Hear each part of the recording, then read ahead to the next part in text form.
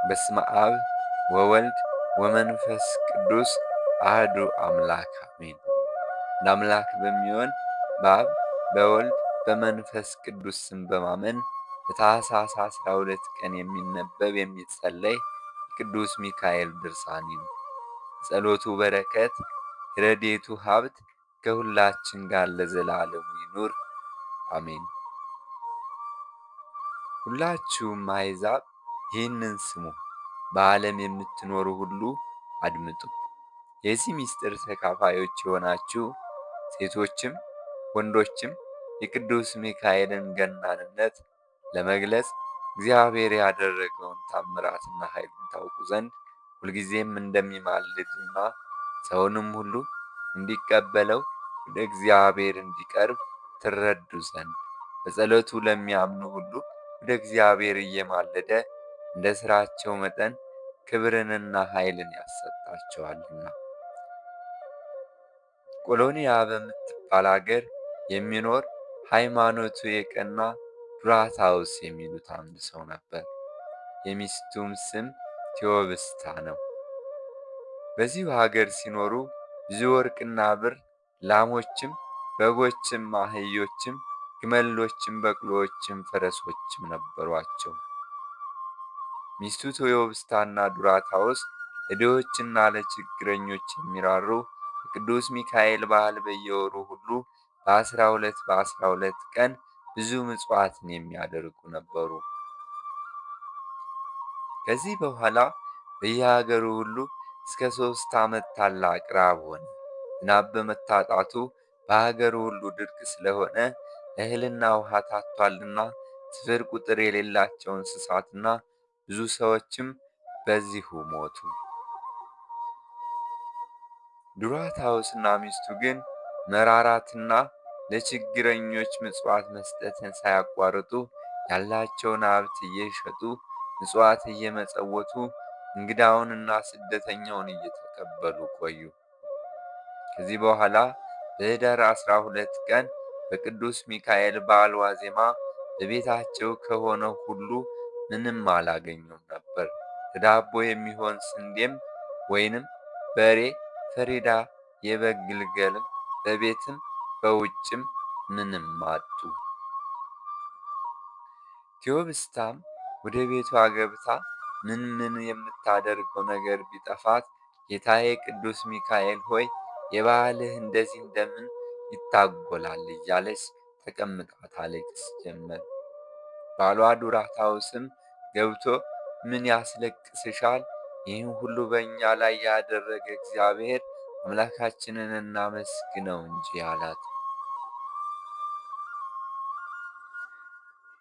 ዛሬም ይህ ያስለመድኩት በዓሌ እንዳይታጎል ይህንን ልብሴን ሸጬ ለቅዱስ ሚካኤል በዓል መሥዋዕት የሚሆን ስንዴ ለቤተ ክርስቲያን እንስጥ። እንደዚሁ ጥቂት ከፍለን ለወይን እናድርግ። በቅዱስ ሚካኤል ስም እሱ በልባችን ያለውን ያውቃልና አላት። ሚስቱም ያንተን ልብስ ሸጠህ የኔን ልብስ መተው እንዴት ብትጠላኝ ነው? ሥጋህና ሥጋዬ አንድ አይደለምን? ቅዱስ ጳውሎስ ባልና ሚስት አንድ አካል ናቸው፣ እግዚአብሔር አንድ ያደረጋቸውን ሰው አይለያያቸውም ያለውን እንዴት ዘነጋህ? አለችው። እሱም የወንድ ልብሱ ቢያረጅም ቢቀደድም አያሳፍረውም፣ ለሴት ግን ኀፍረት ነው። ያንቺን የጫንቃሽ ልብስ ለነገ ይቀመጥ፣ ለቅዱስ ሚካኤል በዓል እንድትጸልይበት አላት። እሷም መልሳ አሁንም ቅዱስ ጳውሎስ በክርስቶስ ዘንድ ወንድ ሴት በማለት የጾታ ልዩነት የለም አላለህምን? እንዲያው ምክንያት አታድርግ አለችው። እሱም እሺ አንቺ እንዳልሽው ይሁን፣ ዛሬ ልብሴን ወስጄ ለስንዴ ሸጥና ለቤተ ክርስቲያን ቄሰ ገበዝ እሰጣለሁ። ነገም ደግሞ የአንቺን ልብስ ወስጄ ለበግ መግዣ አውለዋለሁ አላት። በማግስቱም ጠዋት የሚስቱን ልብስ ይዞ ወደ አንድ ባለበግ ካለበት ተራራ ወጣና ያንም ባለበግ በ3 ብር የሚሸጥ በግ አለህን? አለ። አዎን አለኝ አለ። ዱራታውስም ለጊዜው አሁን የሚስቴን ልብስ መያዣ እሰጥሃለሁ። ያገኘሁ እንደሆነ እስከ 3 ቀን ዋጋውን 3 ወቄት ወርቅ አምጥቼ እከፍልሃለሁ። 3ቱን ወቄት ወርቅ ያላገኘው እንደሆነ ግን የሚስቴ ልብስ ላንተ ገንዘብ ይሁንህ አለው። ያም ባለበግ የሐር ልብስ በቤቴ ውስጥ ስላለኝ ያንተም ሚስት ልብስ አልፈልግም አለው። ዱራታውስም በብርቱ ሐዘን ወደ ቤቱ ሲመለስ በብዙ ሰራዊት ታጅቦ ቅዱሳን መላእክት ከእሱ ጋር ሆነው በንጉሥ አምሳል እንደ ሰው በነጭ ፈረስ ተቀምጦ ቅዱስ ሚካኤልን በመንገድ ሲጓዝ አገኘው። ያን ጊዜ ዱራታውስ ፈርቶ ከጎዳናው ፈቀቅ ብሎ ቆመ። ቅዱስ ሚካኤልም እንዴት አለህ ዱራታውስ ሆይ ከወዴት መጥተሃል? እስኪ ንገረኝ አለው። ዱራታውስም ወደ እሱ በቀረበ ጊዜ ዳግመኛ ቅዱስ ሚካኤል ዱራታውስን ይህ በትከሻ ያለ ልብስ የሴት ልብስ ይመስላል አለው።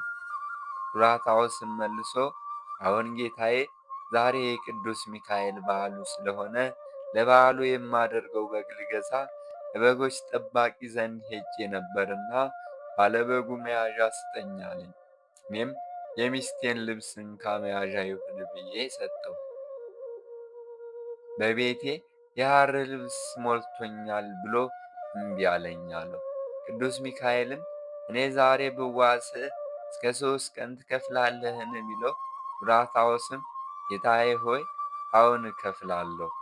ያን ጊዜም ቅዱስ ሚካኤል አንድ መልእክተኛ ላከና ባለበጉን ለዱራታውስ አንድ በግ ስጠው፣ ዋጋውን እስከ 3 ቀን ድረስ ይከፍልሃል ብለህ ንገረው አለው። ያ መልእክተኛ ሄዶ በጉን አመጣና ቅዱስ ሚካኤል እንዳዘዘው ለዱራታውስ ሰጠው። ቀጥሎም መልአኩ ዱራታውስን ከሰዎቼ ጋር በቤት ልታሳድረኝ ትችላለህን ብሎት ቢጠይቀው፣ ዱራታውስም አዎን ጌታዬ ሆይ አንተ እንዳልከኝ ይሁን አሳድርሃለሁ አለው።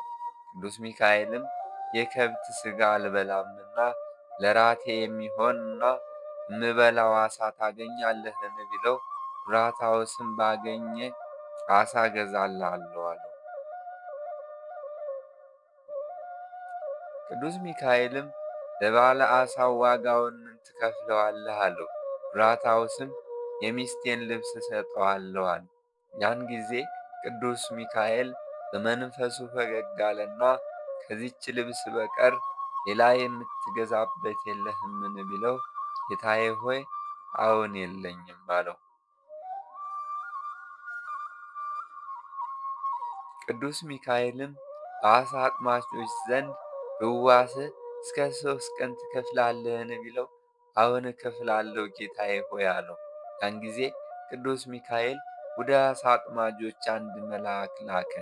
ያም መልአክ ሄደና አንድ ዓሣ አምጥቶ ወዲያው ስለሰጠው ዱራታውስም ደስ ተሰኘ።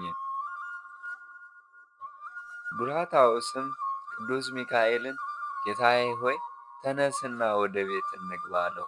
ቅዱስ ሚካኤልም አንተ አስቀድመህ ግባና ምግባችንን አሰናዳ፣ እኔ በኋላ እመጣለሁ አለው። እሱም ዓሣውንና በጉን ይዞ ወደ ቤቱ ገባ። ሚስቱ ቴዎብስታም በሩን ለመክፈት ስትወጣ ዓሣውንና በጉን ልብሷንም በጫንቃው ላይ ተሸክሞ ባየች ጊዜ ጌታዬ ሆይ በጉንና ዓሣውን ልብሴንም በጫንቃ ላይ አያለሁ፣ ይህንን ሁሉ ከወዴት አገኘኸው አለችው።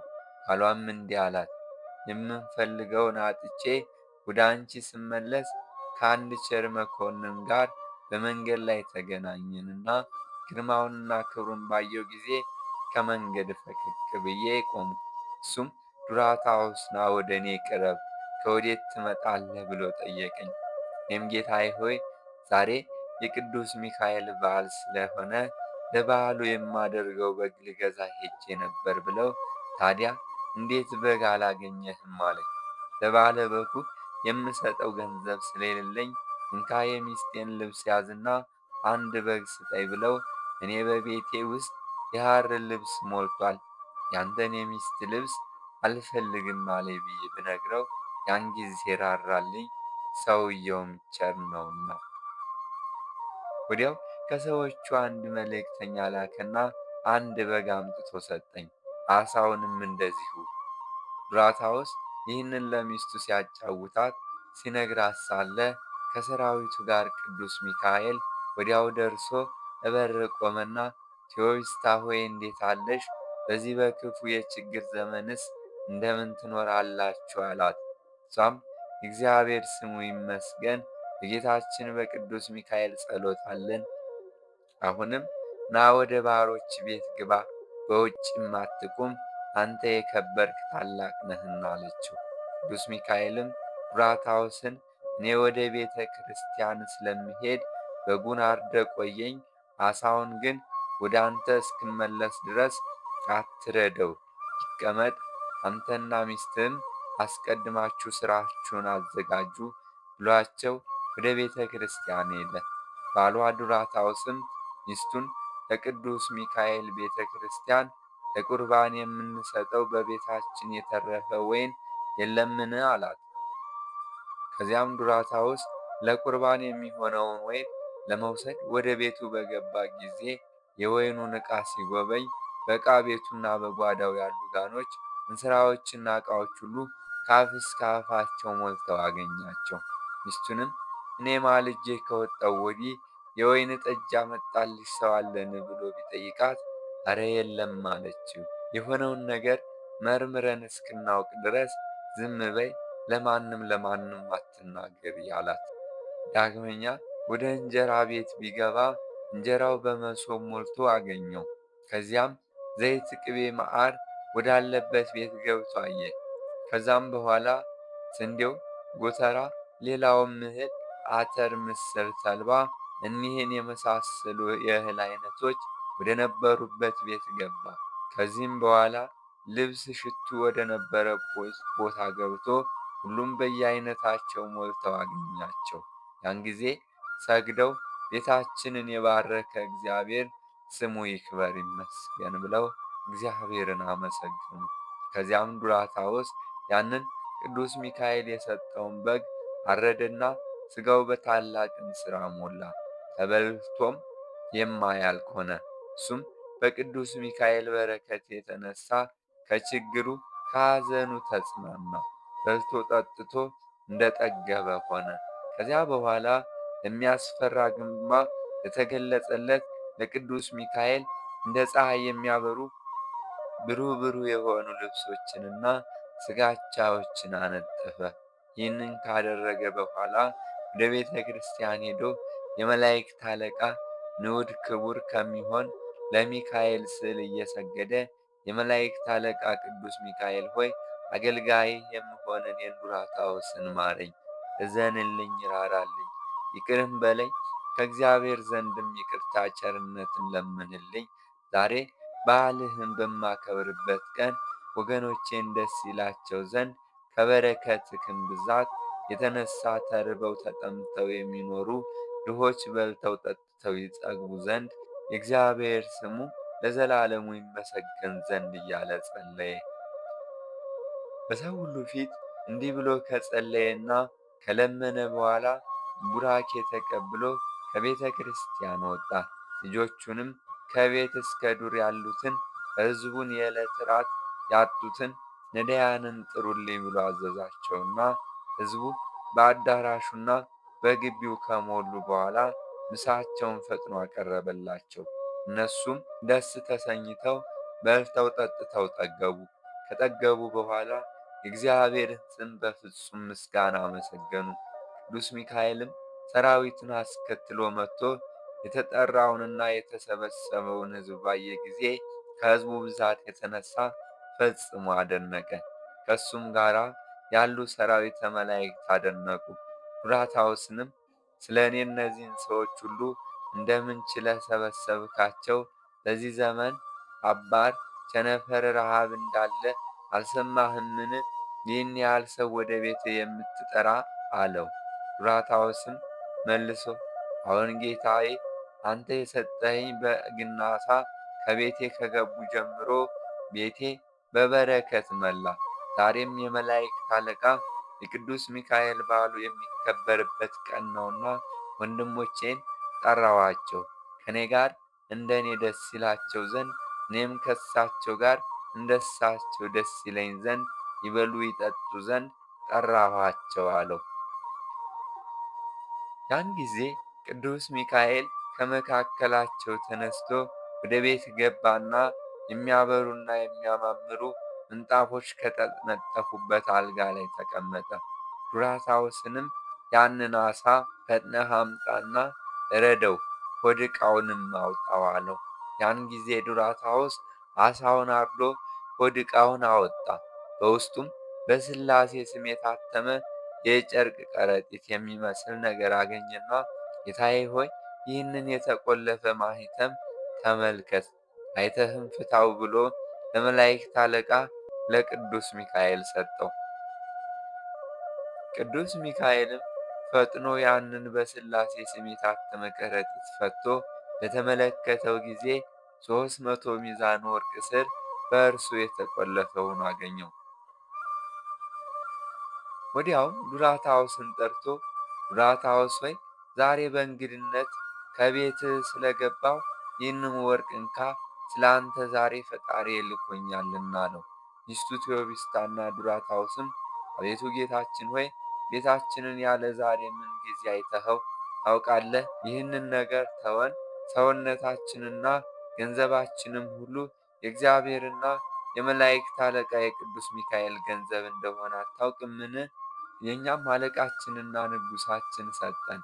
ይህንን ወርቅ እንደምን እንኩ ውሰዱ ትለናለህ? ያላሰብነው ነገር ነውና አሉት። ዛሬ የመላእክት አለቃ የቅዱስ ሚካኤል በዓል የሚከበርበት ቀን እንደሆነ አታውቅምን? እኛም በእሱ ስም ስለ አመን የእሱን ስም ስለ ጠራን ብዙ በረከት አግኝተናል አሉት። እሱም ይህንን 300 ሚዛን ወርቅ ሰውነታችሁን ልትረዱበት ለነዳያንም ልትመጸውቱት እንኩ ውሰዱ። 3ቱን ሚዛን ወርቅ ለዕዳችሁ ክፈሉ። አንዱን ትላንት ለተዋስኩህ የሚስትህን ልብስ መያዣ ለሰጠሁበት ለስንዴው፣ አንዱን ለበጉ፣ አንዱን ለዓሣው ክፈሉ ብሎ ሰጣቸው። ከዚህ በኋላ ዱራታዎስንና ሚስቱን ቴዎብስታን አውቃችሁኛልን? አላቸው። እነሱም ከሆነ ጀምሮ ያለ ዛሬ አላየንህምና አላወቅንህም አሉት። እናንተ ገና ሕፃናት ሳላችሁ ጀምሮ በየወሩ አባቶቻችሁ በሚመጸውቱበት ጊዜ ሁሉ በቤታችሁ እገኝ የነበርሁ የመላእክት አለቃ የምሆን እኔ ቅዱስ ሚካኤል ነኝ። እኔ ስለ እናንተ በእግዚአብሔር ዘንድ በመዓልትና በሌሊትም ምሕረትን እለምናለሁ። ዛሬም እነሆ ፈጽሞ ደስ ይበላችሁ። እናንተ ንዑዳን ክቡራን የተመረጣችሁ የልዑል እግዚአብሔር አገልጋዮች ናችሁ። ቴዎብስታ ሆይ ትላንት ገንዘብ አጥቼ የቅዱስ ሚካኤል በዓል በቤቴ ከሚታጎል ዛሬ ብሞት በተሻለኝ ነበር እያልሽ ዱራታዎስን ጌታዬ አለቃዬ ለሚሆን የመላእክት አለቃ ለቅዱስ ሚካኤል በዓል መዘከሪያ ይሆን ዘንድ ቀሚሴን መደረቢያዬን ሽጥ ስትዩ የሰማሁሽ አይደለምን? ዱራታዎስና ቴዎብስታ ሆይ በጌታችን በኢየሱስ ክርስቶስ ዘንድ በሰማይ ዋጋችሁ ፍጹም ነው። ለዘላለሙ የማያልቅ ፍጹም የሌለው ምሕረቱ፣ ቸርነቱ፣ በረከቱም አድሮባችሁ ይኑር። ዛሬም በዚህ ዓለም የሠራችሁት ምግባር ትሩፋት፣ የመጸወታችሁትን ምጽዋት፣ ያቀረባችሁትን መሥዋዕት እግዚአብሔር አስቦ ተቀብሎታልና በሚመጣው ዓለም የማታልፍ የማትለወጥ መንግሥተ ሰማያትን ያወርሳችኋል አላቸው። ዳግመኛም ከመከራችሁ ከችግራችሁ የማድናችሁ የመላእክት አለቃ የምሆን እኔ ቅዱስ ሚካኤል ነኝ። ምጽዋታችሁንም መሥዋዕታችሁንም ወደ እግዚአብሔር ያቀረብሁ እኔ ነኝ። በዚሁ ዓለም ከበጎ ነገር ሁሉ ምን የምታጡት ነገር የለም አላቸው። እነሱም ሰገዱለት። የመላእክት አለቃ ቅዱስ ሚካኤልም ይህንን ተናግሮ ከፊታቸው ተሰወረ። ሰላምታም ሰጥቷቸው አስከትሏቸው ከመጡት መላእክት ጋር በክብር ወደ ሰማይ አረገ። ዱራታዎስና ቴዎብስታም ከቀድሞ ይልቅ በጎ መሥራትን አበዙ። እስከ ዕለተ ሞታቸው ድረስ ተጋድሏቸውና ትሩፋታቸውን አላቋረጡም። ሕዝቡም ሁሉ በእሳቸው ጸሎት ልመና በጌታችን በኢየሱስ ክርስቶስ አመኑ። ቸር ከሚሆን ከባሕርይ አባቱ ሕያው ማሕያዊ ከሚሆን ከባሕርይ ሕይወቱ መንፈስ ቅዱስ ጋር ዓለምን ከመፈጠሩ አስቀድሞ እስከ ዛሬ ከዛሬ እስከ ዕለተ ምጽአት ከዚያም በኋላ ለዘላለሙ ጌትነት የባሕርይ ገንዘቡ ለሚሆን ለእርሱ ክብርና ምስጋና ይግባው፣ አሜን። የዱራታውስና የቴዎብስታ ረድኤት የእግዚአብሔር አገልጋይ ለሚሆን ለገብረ ማርያም የኃጢአት ማሰሪያ ይሁነው በእውነት ለዘላለሙ አሜን። ልመናውና አማላጅነቱ ከክፉ ቀንና ከፈተና ሰዓት ያድነን። በቀን ከሚወረወረው ጦር በጨለማ ከሚሄድ ከልዩ ልዩ ወገን ለዘላለሙ ይሰውረንና ጌትነት የባሕርይ የሚሆን የንጉሥ የክርስቶስ የቃል ኪዳኑ መልእክተኛ ቅዱስ ሚካኤል ያደረገው ታምር ይህ ነው። በአንዲት አገር ውስጥ አንድ ሰው እንደነበር ተነገረ። ይኸውም አማኒ፣ እውነተኛ፣ እግዚአብሔርን የሚፈራ፣ የዕለት ራት የዓመት ልብስ ለሌላቸው ለነዳያን የሚያዝን የሚራራ፣ የሚመጸውት፣ ችሮታን የሚያደርግ የመላእክት አለቃ የቅዱስ ሚካኤል ልመናና ጸሎት ተስፋ የሚያደርግ በየወሩ በየ12 ቀን መታሰቢያውን ዝክሩን የሚያደርግና በእርሻ በግብርና ሥራ የተሰማራ ሰው ነበር። ከዚህ በኋላ ይህ ሰው ያለበት አገር የምድሩ ፍሬ ሁሉ ጠፋ። ያ እግዚአብሔርን የሚፈራ ሰውዬም የመላእክት አለቃ የቅዱስ ሚካኤልን ዝክርና መታሰቢያ ምን አደርጋለሁ ብሎ አሰበ። ፈጽሞም የተቸገረ ሆነ። ከቤቱም ከንብረቱም ምን አልተረፈውም። ግርቶ ለበሰ። ፍጹም ችግር ጸናበት። የሚበላው የሚጠጣው የሚለብሰው አጣ። ለዕለት ምግብም እንኳ ቸገረው። የረሃብ የጽም ችግር ስለጠናበት ፍጹም ሐዘን ተሰማው። ኃይሉ ፈጽሞ ደከመ። የጠጅ ስካር እንደጣለው ሰው ሆነ። ከአልጋው ከመቀመጫው መነሳት ተሳነው። ከረሃቡም ብዛት የተነሳ አዝኖተኛ እንደ ሞተ ሰውም ሆነ። በዚያች ሰዓትና በዚያች ዕለት ለሰው ምሕረትን የሚለምን የመላእክት አለቃ ቅዱስ ሚካኤል ከሰማይ ወርዶ እሱ መጣ። በትሕትናው ለሰው ታዛዥ እንደመሆኑ መጠን ለቸርነቱም ወሰን የለውምና ያን ጊዜ የመላእክት አለቃ ቅዱስ ሚካኤል ባለጸጋ ለነበረ ለዚያ ሰው ታየው፣ ተነጋገረው። ዝክሬን የምትዘክር መታሰቢያዬን የምታደርግ ወዳጄ ሆይ ለምን ፈጽመህ ታዝናለህ? በጠዋት ፈጥነ ተነሳ፣ አትዘግይ፣ ልብ ይጽና፣ ኃይልህም አይድከም። በችኮላ ወደ ባሕር ሄደ መረብህን ጣል። ያን ጊዜ ታላቅ ዓሣ ይያዝልሃል፣ ይወጣልሃል። እግዚአብሔር ፍጹም ክብርን ይሰጣል። እነሆ በውስጡም ብዙ በረከትን ታገኛለህ። እኔም ካንተ አልለይም፣ ካንተ ጋር እሆናለሁ። በችግርህም ጊዜ አልተውህም፣ ችላ አልልህም፣ አልንቅህም። ፈጽሞ ለችግር አልሰጥህም። የእግዚአብሔር ኃይልም ካንተ ጋር ይኖራል አለው። የመላእክት አለቃ ቅዱስ ሚካኤል ይህን ተስፋ ከነገረው በኋላ ከፊቱ ተሰወረ፣ በፍጹም ክብር ወደ ሰማይ አረገ። ያም ሰው ከእንቅልፉ በነቃ ጊዜ ይህ ነገር ከእግዚአብሔር ዘንድ እንደተደረገ አወቀ።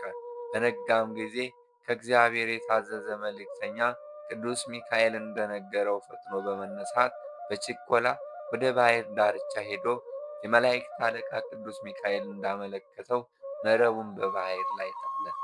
በዚህ ጊዜ ታላቅ ዓሣ ከመረቡ ገባለት። አፉን በከፈተ ጊዜ በውስጡ በእሳት የተፈተነና የተጣራ ወርቅን አገኘ። ከዚህ በኋላ ፈጽሞ ደስ ተሰኘ፣ እግዚአብሔርንም አመሰገነው። ፍጹም ችግርንና ድህነት ይዞት ሳለ ያልናቀው፣ ችላ ያላለው፣ ንቆ ያልተወው የመላእክት አለቃ ቅዱስ ሚካኤልንም እያመሰገነ ያንን ወርቅ ይዞ በፍጹም ደስታ ወደ ቤቱ ተመለሰ። ከዚህ በኋላ ከዚያ ከወርቁ አንስቶ የመላእክት አለቃ የቅዱስ ሚካኤል ስዕል አሰራ፣ አሳለ። ባማረ በተወደደ ጌጥም አስጌጠው። በፍጹም ክብር አክብሮ ንዕድ ክብርት በምትሆን በቤተ ክርስቲያን ውስጥ ሰቅሎ አኖረው። በየወሩ በ12 ቀንም የቅዱስ ሚካኤልን መታሰቢያና ዝክር እስከ ዕለተ ሞቱ ድረስ ሳያስታጉል ኖረ። ቅዱስ ሚካኤል ፍጹም ልመናው ለዘላለሙ ከእኛ ጋር ይኑር በእውነት አሜን። አንድ አምላክ በሚሆን በአብ በወልድ በመንፈስ ቅዱስ ስም አምነን ታኅሳስ በባተ በ12ኛው ቀን የመላእክት አለቃ የቅዱስ ሚካኤል በዓሉ የሚከበርበት ቀን መታሰቢያ እንደሆነ እንናገራለን።